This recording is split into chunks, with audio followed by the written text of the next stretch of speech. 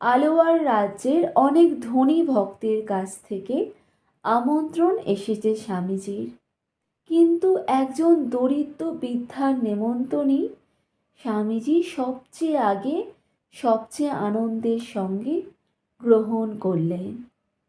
মনে পড়ল পরিব্রাজক জীবনে একবার তিনি এই বৃদ্ধার কাছে ভিক্ষা গ্রহণ করে খিদে মিটিয়েছিলেন।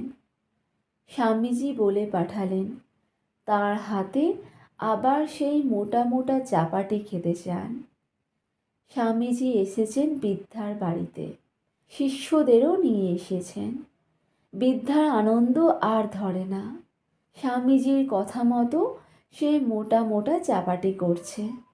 মহা তৃপ্তিতে স্বামীজি খাচ্ছেন আর বলছেন, আহা, বুড়িমার কি স্নেহ, আর এই চাপাটিগুলোই বা কি সাত্ত্বিক।